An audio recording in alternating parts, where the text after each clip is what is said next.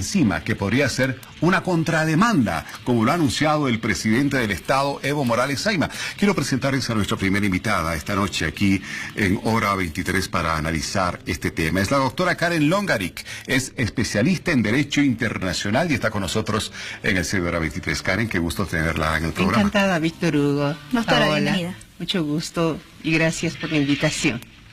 A ver, qué rápido va pasando el tiempo. Sí. Ya un año en que Chile nos presenta esta demanda por las aguas del Silala y salen sus autoridades de manera recurrente a los medios para decir: tenemos todos los argumentos jurídicos, hemos contratado empresas especialistas en el tema, todos los sustentos, autoridades bolivianas que en su momento hablaron del tema.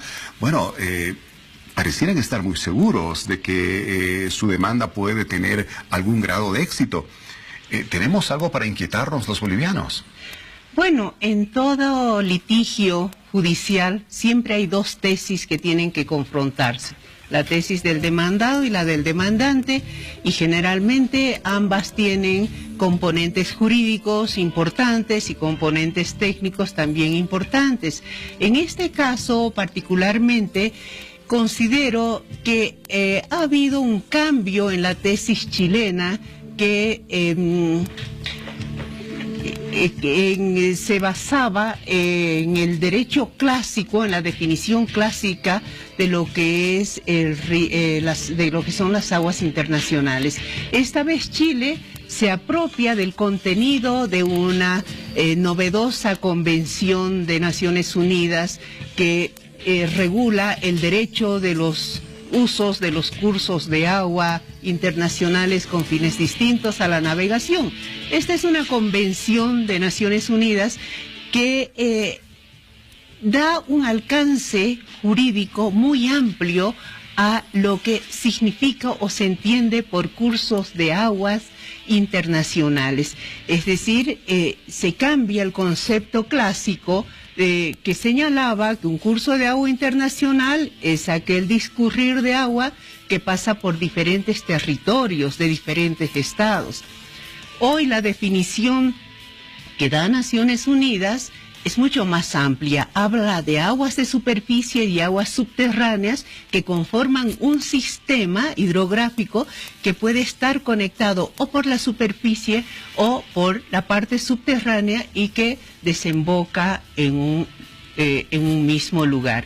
Entonces, no sabemos si esas aguas subterráneas a las que se refiere Chile, vamos a saber cuando conozcamos la memoria, son aguas de una vertiente voluminosa o simplemente hilos de aguas que están conectados desde territorio boliviano a territorio chileno. Yo estimo, y nunca hay que subestimar al oponente, estimo que ellos han preparado con mucho cuidado esta demanda, porque fíjese que en la elaboración de la Convención de Naciones Unidas, que llevó muchísimos años, más de una década, participó Chile activamente entre los estados que fueron elaborando y contribuyendo en la regulación de las aguas internacionales. ¿De qué año estamos hablando? Bueno, esta convención se ha aprobado en 1997, se ha puesto en vigencia el 2014.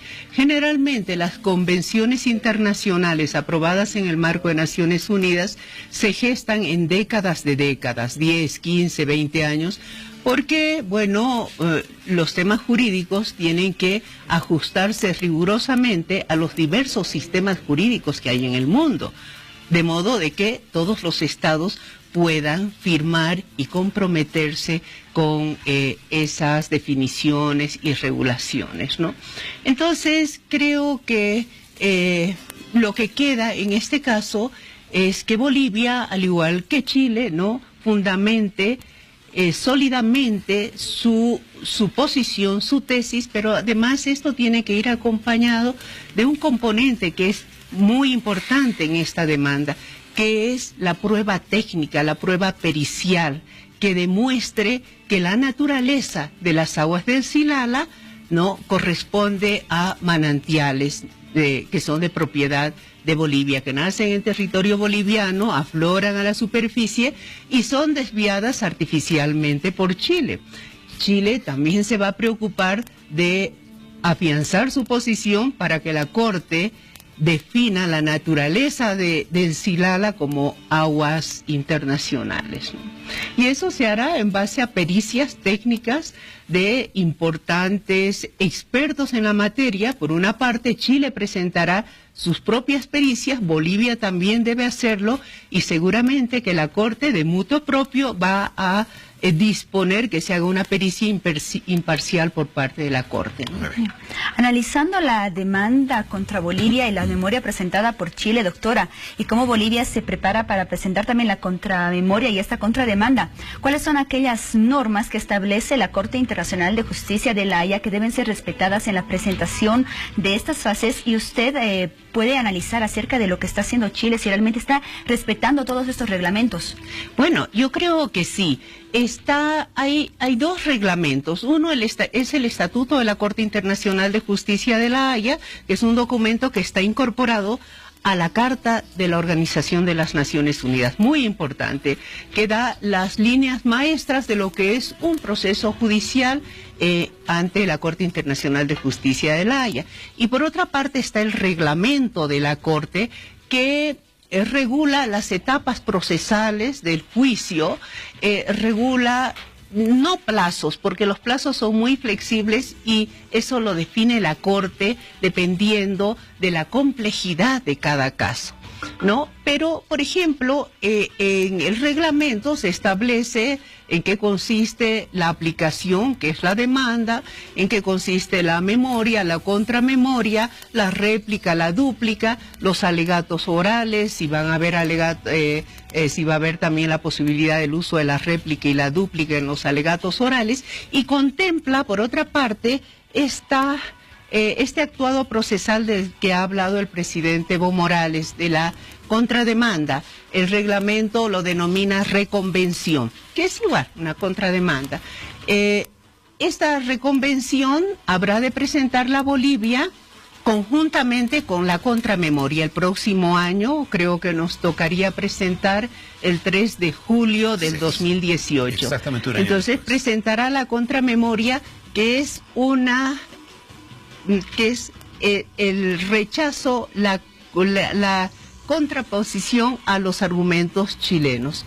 Es la forma en que Bolivia, de manera escrita, va a tratar de destruir los argumentos chilenos, los argumentos jurídicos, históricos, técnicos. Bueno, de alguna manera etcétera, eso lo va a etcétera. hacer la contramemoria, pero además En yo la creo que en la contramemoria. contrademanda tendrá que Bolivia plantear seguramente un resarcimiento de los daños, de los perjuicios. Bueno, yo no me Sí, atrevo a pensar todavía eso. no se plantea en esa etapa. No sé, mire, la contrademanda, como se la llama comúnmente, el nombre correcto, como le digo, es la reconvención, se plantea al final de la contramemoria. Es decir, Bolivia va a presentar su contramemoria rechazando todos los argumentos de Chile que están insertos en la memoria.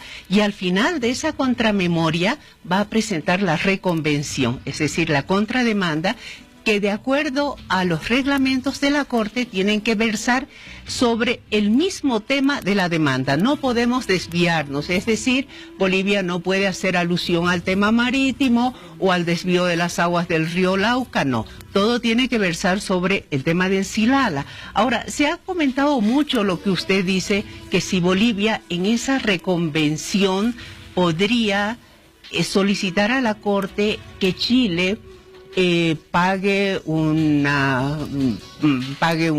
indemnización. Bueno, o se calculaba como que ya son $1.000 millones claro, aproximadamente. pero no el daño que nos está, ha el causado. hecho no está en calcular el monto de dinero. Creo que no correspondería, lo digo como jurista, con el riesgo de equivocarme. ¿Cuáles Nos son los podemos fines, equivocar. entonces, que se tendrían que plantear en esta No podría tal vez hacerse esa petición por el hecho de que aún no se ha definido si las aguas del Silala son aguas de manantial o son río. Entonces, primero tendrá que definirse la naturaleza de esas aguas y después, tal vez en otro proceso, si es que la Corte señala que esas aguas corresponden a manantiales que son de propiedad boliviana, que son aguas domésticas nacionales, recién Bolivia podrá, por otra vía, quizás pedir un resarcimiento del uso realizado por Chile durante muchos años, pero primero tenemos que esperar que la Corte diga cuál es la naturaleza de las aguas. Así es.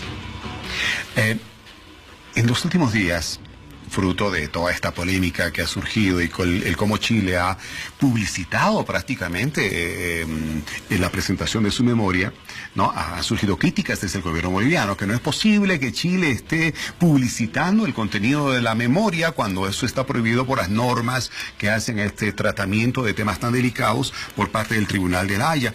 Y ahí alguna autoridad boliviana decía, y es que claro, también tenemos que dejar claro que esas aguas del Silala han enriquecido a muchas empresas, muchos chilenos que se están haciendo ricos con esas aguas y no han estado cumpliendo un rol social.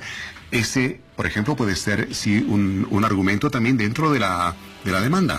Claro, porque esta Convención de Naciones Unidas hay un artículo muy importante que lo ha citado Chile en su demanda. Por una parte citó el artículo 2, que define qué son aguas internacionales de acuerdo a este nuevo concepto que sale de lo clásico y entra una definición de muchísima resonancia jurídica.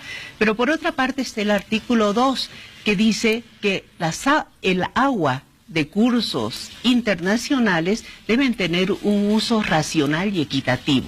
El uso racional se entiende que debe ser para el consumo humano o para la flora, la fauna, etcétera, etcétera, y no para fines industriales o como creo que están orientadas las aguas del Silala. Exactamente, exactamente. Entonces, en mi criterio, no sé qué dirá la Corte, en mi criterio ese no es un uso racional del agua. Uso racional sería si esa agua se la utiliza para el consumo humano o de los animales o de riego. Pero ha habido algunas autoridades, incluso chilenas, que en algún momento denunciaban que las aguas, que ellos no tenían agua. Sí, exactamente. ¿No es cierto? Exactamente. Y autoridades chilenas. Exactamente. Bueno, y el pueblo de Antofagasta, ¿no? Se ha quejado últimamente indicando de que las aguas el agua que ellos consumen, tenemos grave error de decir las aguas, el agua que ellos consumen es agua contaminada porque son los residuos que vienen del agua de los minerales, etcétera, ¿no? Que usan las empresas mineras. Qué difícil va a ser explicar estas cosas al señor Muñoz, a la señora Bachelet. Pero la Corte lo va a hacer. Yo no tengo ninguna duda en que los expertos que van a participar en los diferentes peritajes, en las diferentes inspecciones in situ al Silala, van a tener un informe veraz y absolutamente ajustado a las especificidades de las materias, ¿no? Karen, perdón Paulita, para cerrar esto, algunas autoridades chilenas, el canciller Muñoz, en pasadas horas ha reiterado con insistencia en los medios chilenos, nosotros tenemos testimonios, declaraciones de muchas autoridades bolivianas de los últimos 100 años en que admitían que el Silala era un río de causa internacional. ¿Qué documentos podrían tener? ¿Cómo es que podría alguna declaración de alguna autoridad boliviana hecha, quién sabe, hace 10, 20, 30 o 50 años atrás, en sentido de que si es un río, pueda ser suficiente como para que Chile se respalde en ello como una prueba de que son aguas que corresponden a un río?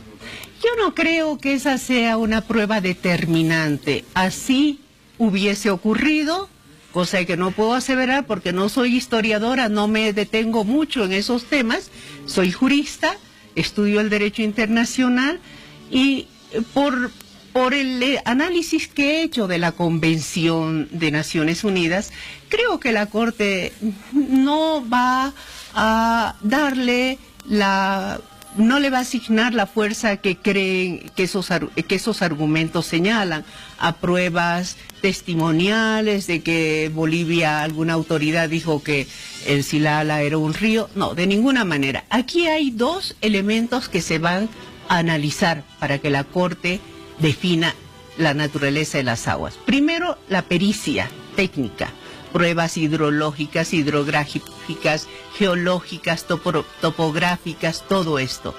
Ellos van a indicar si esa agua transcurre subterráneamente en forma natural de territorio boliviano a territorio chileno. Esa es una prueba contundente.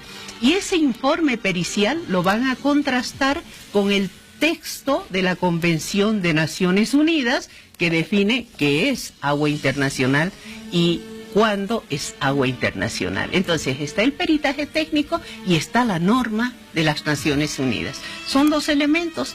Creo que ni siquiera lo histórico o el mapa que dicen, no... Que tiene un montón de mapas. No, aquí la prueba técnica es la que va a determinar la naturaleza. Esa prueba técnica, Karen, ¿es la que presenta por un lado Chile, por su lado Bolivia, o es el Tribunal de la Haya que ha de conformar una comisión de peritos que sean enviados hasta el lugar y realicen una investigación independiente de lo que diga el peritaje boliviano, independiente de lo que diga el peritaje chileno? ¿Cómo funciona esto?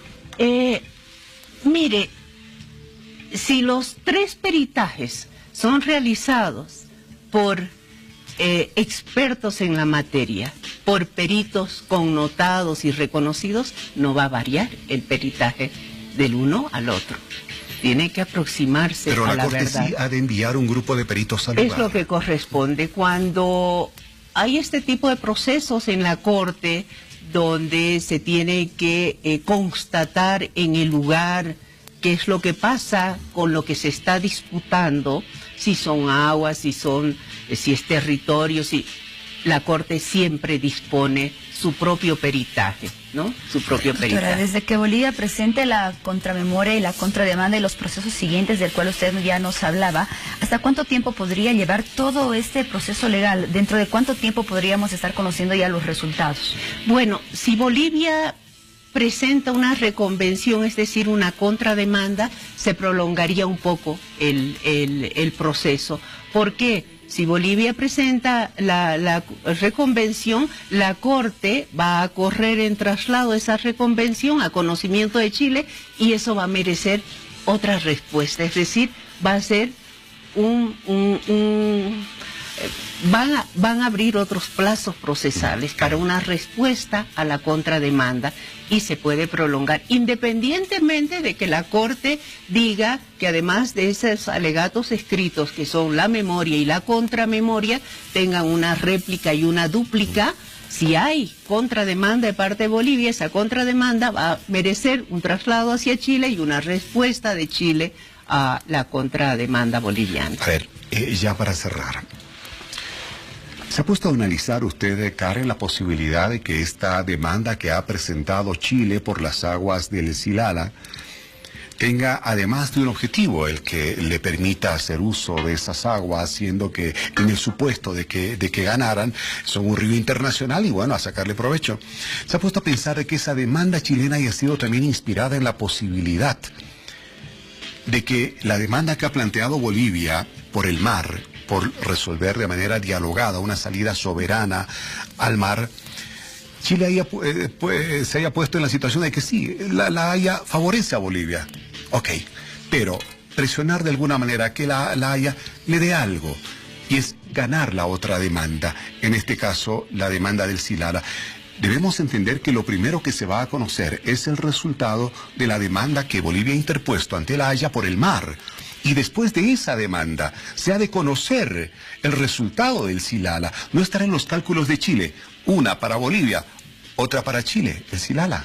No creo por la sencilla razón de que la Corte falla en derecho, basado en normas jurídicas, en este caso en la Convención de Naciones Unidas sobre el derecho de los usos de los cursos de agua con fines diferentes a la navegación, y por otra parte en el derecho consuetudinario que es reiteradamente citado en la demanda chilena, el derecho internacional consuetudinario, el uso que deben tener las aguas.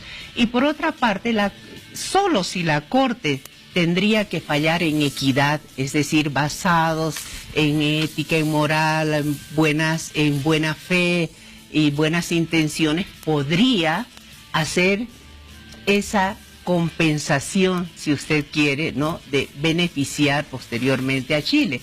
Pero desde el momento en que la naturaleza de esas aguas va a ser juzgadas, definidas por un grupo de expertos, la Corte no puede apartarse del criterio de esos expertos. Si los expertos dicen, señores, esas son aguas domésticas, aguas nacionales, aguas de manantial, que nace y son desviadas artificialmente por Chile, la Corte no puede decir otra cosa. O si la Corte, o si los peritos dicen, señores, esta es agua internacional que discurre subterráneamente desde territorio boliviano a territorio chileno, la Corte tampoco podrá decir absolutamente nada. Cuando hay un peritaje técnico muy, muy difícil, no difícil, imposible. Bendecido y sacramentado, así de claro. Sí. Bueno, doctora Karen León Garik, especialista en Derecho Internacional. Qué gusto tenerla acá en Hora 23 esta noche. Seguramente ya tendremos otra oportunidad para hablar del tema. Muchas gracias. Para mí, las gracias. Para ustedes, mucho gusto estar acá con ustedes. Encantada. Gracias, doctora.